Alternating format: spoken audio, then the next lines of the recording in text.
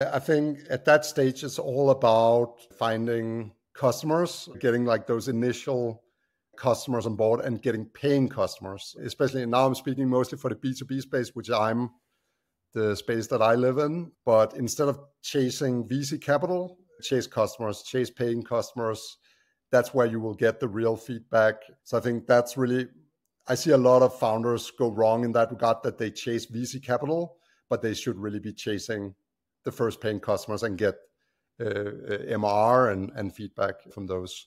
And the way to do that is really in the beginning, it's all about grinding, getting connected to potential customers and getting them to try the product and so on. And then also opening up the floodgates by having something like a free trial, for instance, so people can also just find you and try it out, the people you're not able to connect with.